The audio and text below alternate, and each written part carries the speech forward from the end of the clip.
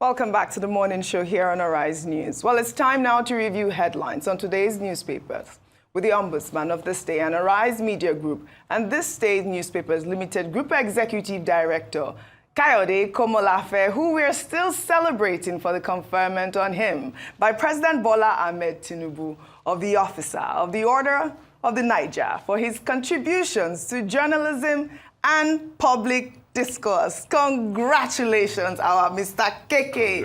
Huge congratulations. You saw the smile on my face when I heard the president read it out. Real huge congratulations. And of course, thank you so much. Happy Father's Day to you. Thank you so much. You know what I'm doing now, right? I am setting you up for implications. It's a double celebration. Double celebrations for you this morning. I know that you have given me the... You're the chairman of the crowdfunding committee to mobilize money for the champagne. No problem.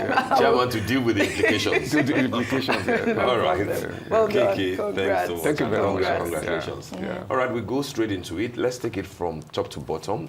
This day on Sunday, top to bottom, so that we can come to the lead story that I believe that is of concern to many Nigerians. The window story says regulatory forbearance. CBN directs First Bank others to suspend dividend payments bonuses. That story is on page 5 of today's newspaper. And underneath it, under that story, the stripe there, which is also on page 5, Damagum Anyanwu to lose positions in PDP NWC as jury's committee swaps officers among states. PDP is still experiencing a bit of turbulence there. And then we go to outrage as herdsmen kill over 100 in fresh attacks on Benue communities. That's not a... Really sad. That's not a good one. Other people are even saying 200. 200. Some other people are saying 200 is this reporting. 100, maybe that's the official figure. That's tragic. That's very tragic. And then the big story itself, the lead. Trump considers inclusion of Nigeria, 35 other countries on travel ban list. African nations constitute nearly 70% of new lineup. U.S. gives affected countries 60 days to meet new benchmark, which therefore means that by end of August, September, if you do not meet what Mr. Trump considers the new benchmark,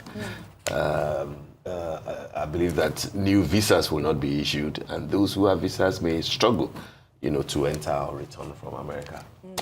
That's what is happening from America. 2 pictures on the cover of today's day. The first, the bottom one says strategic consultation and showing former governor of Ekiti, Adele Faushe, with some wiki with President Bola Ahmed Tinubu, with the former governor of Benue State, Dr. Samuel Oton, and former governor of Abia State, Okezie Ikpeazu, after a meeting with the president at the villa in Abuja yesterday. All politics, obviously. And the other one is showing the former Foreign Affairs, Minister of Foreign Affairs, Tommy Kimi, Lagos State Governor, I believe, a representative of the Lagos State Governor and Commissioner for Women Affairs, Poverty Alleviation. Where was that during Thanksgiving mass service of the 70th birthday celebration of Mrs. Fatai Williams at the Catholic Church of the Assumption in Falomo, very close to us here in Lagos over the weekend. Those are the stories, KK. Trump considering to ban Nigeria. Regulatory CBN is directing First Bank others to suspend dividend payments and bonuses. And then the PDP issue, Damagum Anyanwu to lose positions as jury's committee swaps offices. And of course, the tragic one, 100 or more in Benue State dead yet again. I agree with you, Steve. You have quite a lot, on the front page. But if you permit, just observe that without de-emphasizing the importance, of the local news and the problems that we have, I think it is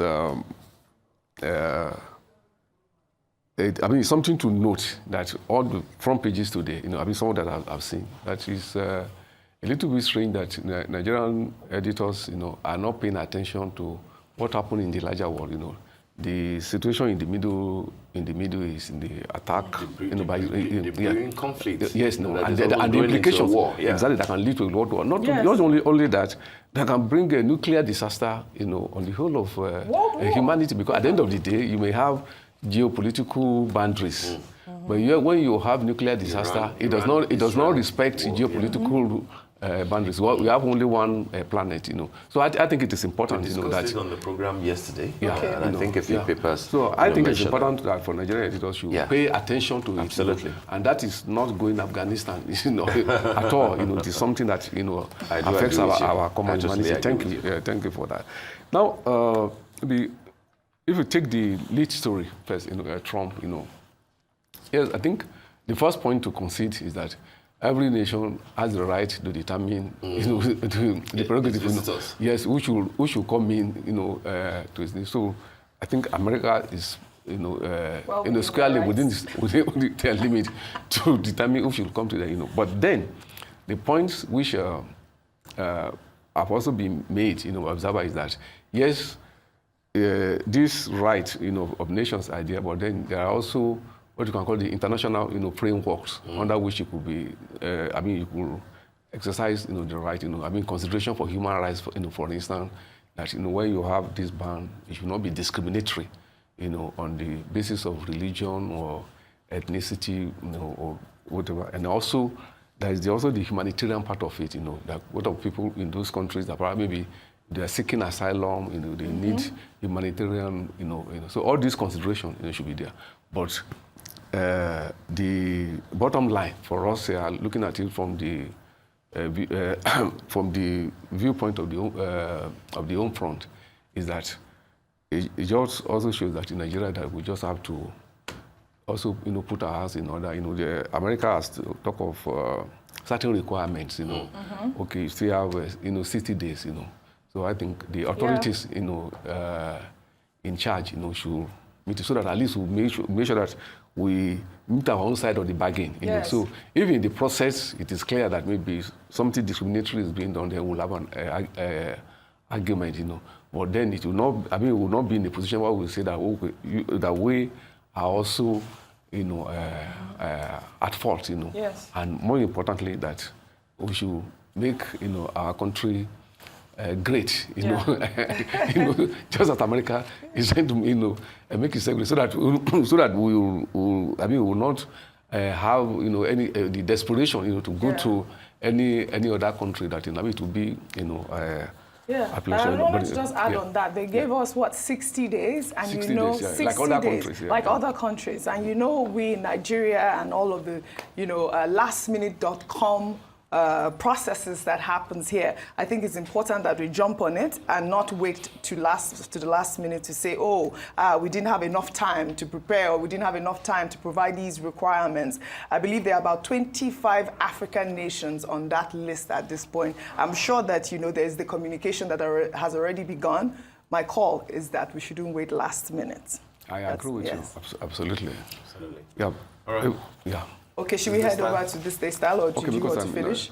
Maybe KK is considering time. Yes, so okay, fantastic. All right, let's go to this day style now. The cover picture on this day style is... sorry. Exactly. I thought that you hadn't the situation in Benue. Yes. I think it's important, our hearts, go to those who are already bereaved, and also, calling that, for those who are injured, that the authorities, should move fast, to give them relief. But more importantly, that the security question in Benue, is desirous of, urgent, solution, just as we have, very urgent, and I think you make a very good point. So, our loving thoughts, go to the government and the people of Benue, That's true. Yes. And that we are, in solidarity with them, Yes, so that story is in all of the papers today. Yes, and also to remark, I think the army in particular, I think they are, taking some decisive steps, in respect of Benue. I think that needs to be stepped up so that we don't have a recurrence of this kind of tragedy. What are the decisive steps that did you say they just took decisive steps recently? Yeah. Because I mean, like you said, there were some papers reporting 200, some are reporting 70. It's really an emergency at this situation, at this moment now, because these are our brothers and sisters dying. I believe last 2 weeks or so, there was this call by the Catholic Bishops' Conference asking the president to declare a state of emergency in Benue State. I mean, some people were for that comment and most people were against that comment. But like you said, everyone is concerned. It's really, national tragedy and an emergency for the security forces to move into Benue State at this time. Really. Absolutely. Our hearts goes out to those families at this point. Let's take the Stay Style now. And the cover picture for the Stay Style is Chibuike Rotimi Amechi. And the editor's note, I mean, it says Rotimi is still standing. The editor's note says, you don't coast through Nigerian politics for over 3 decades without collecting stories, scars, enemies, and the kind of authority that cannot be borrowed. And if there's one politician who has walked through it all with both fire and focus, it's Chibuike Rotimi Amechi. He has been many things: a fierce legislator, a no-nonsense administrator, a political survivor, and an unapologetically spoken voice within a system that often rewards silence. I mean, we know that Rotimi Amechi has been quite vocal more recently. I mean, absolutely condemning this Tinubu administration. He just celebrated his, 60th birthday recently. Yes. And in that whole fanfare, I would call it, there were lots of voices that came out. But I mean, I guess it's apt to put him on the cover at this point because he's still there as a strong opposition leader. Opposition leader? Yes. Has he left the APC? Well, he's speaking against anyone against not yet on record. Not yet on record. But anyone speaking, any voice is an opposition voice. It's not for, it's opposition. And he's still very hungry? He says he's hungry, yes. Well, we don't know if it is food or, as Wike said, power. He says he's still hungry. Well, congratulations to him. Happy 60th birthday, like we had hailed him earlier. Hearty congratulations. Yes, absolutely. Chibuike Rotimi Amechi. Fantastic. Good cover. Steve, Okay, Kiki, let's take 2 papers together so that you can have a potpourri and choose what to discuss. The Sunday Punch and the Sunday Telegraph. Punch has got a whole load, struggling for space on their cover. The lead itself says 2027, succession storm brews as 10 governors exit. And the riders, Tinubu's loyalists, jostle for Lagos governor's seat. And then Saraki mobilizes PDP forces for Kwara comeback. And then 20 politicians declare interest in Nasarawa. On the window, yes, Benue, the Benue tragedy, as we said, is on the cover of all the papers. But then the rider today says that an ex-governor's aide is saying that he lost 23 relatives to the attack. I mean, that is horrendous. That really is horrendous. Benue herders killed scores in 2-day rampage. It's been hell over there, and it's something that we should speak to, decisively. Now, the other window story is about June 12th. Probe Bolaige, Kudirat, Delegiwa's death. Shoyinka urges Tinubu. And I think, of course, from this moment on, Professor Shoyinka will be addressed as a GC. GCON. That was given, beautifully given to him. Yeah, I was going to say, I saw him the same day he was conferred the honor. And, I was like, how do you feel? I asked him, how do you feel about this? And he said, I was ambushed. I was ambushed. And, because obviously we know the last time he had rejected a national honor. But this time around, I mean, he's 90 and I think he's well-deserving, really. Congratulations to Professor Shoyinka. Congratulations to the Prof. A few more stories from the cover of the Punch. Patients battle for survival as blood banks run dry. That's on pages 16 and 17. And then the story of an ex-banker who is saying how he escaped from organ harvester's den. That's touching. And then over 300 Nigerians seek asylum in Iceland. Isn't Iceland supposed to be one of the coldest places on earth? Well, here we are, 300 Nigerians going there. Maybe they are preempting Trump. Right. All right. Maybe. Yeah, okay. Maybe. But then the joke is also that any country, no matter the challenges, where you can't find a Nigerian, don't stay there. That's the actual truth. That's the actual truth. Do you want to take Telegraph because of the story that KK referred to? I think Telegraph has it on cover. Middle tension. The warning Middle on Middle East tension. Yes, the writer there on the Daily Telegraph, if you can pull it up, is Sunday Telegraph. Sunday Telegraph. Ex-DSS director says Middle East tension may affect Nigeria's security. This is the DSS warning. I mean, he's the ex-director, but still in the service. They actually do know that this sort of crisis can, become, an incident for a world war. And the cover a note there is why Southern governors are defecting to APC. Says PDP died. Day Atiku, Amechi, others walked out on Jonathan. Attempts to truncate Southern presidency in 2027 will be resisted. And who's this ex-governor that says that? Would that be... I think we should give KK time to, yes, please, to reflect on all this because of time. I would have thought that we would wanted Vanguard. Why Tinubu did not reinstate Fubara on June 12th, but you can take what pleases you. Okay. Yeah, I think portray a lot of human angle story. For instance, this story of on the blood sponge. Blood. I think it's a human angle. Yes. Point that patients, battle for survival as a blood bank, And people still donating blood these days. That is the point I want to make. That I mean, that culture, that culture should be encouraged and should be standardized. Because you never know who will be in a critical situation. It's a way of enhancing our common humanity. We should have, because if it is well developed, you won't have this kind of a situation. I mean, to have a patient in the intensive care unit and you're looking for blood and you don't have it. Patients that are ready to buy, to purchase. To purchase. So I think the health authorities, should pay attention to such.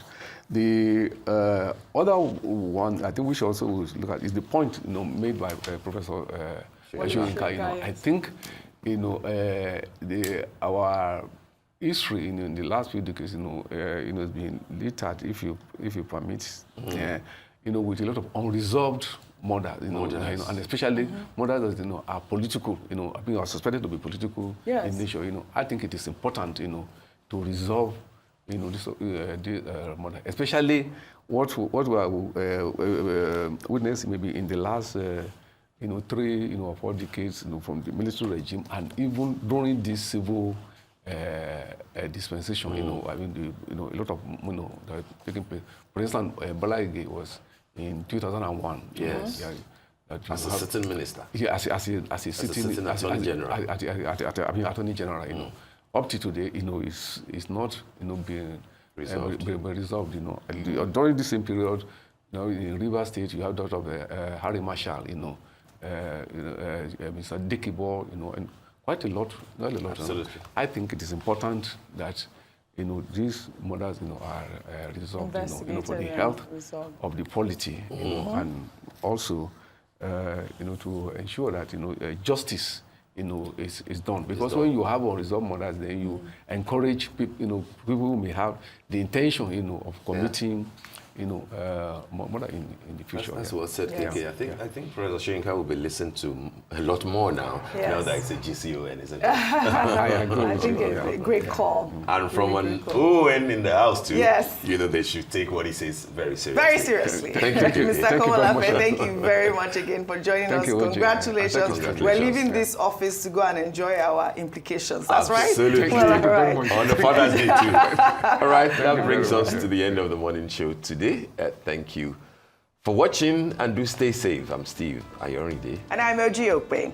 From our entire team here in Lagos, Nigeria, enjoy the rest of your morning and, of course, the rest of your day. Happy Father's Day again.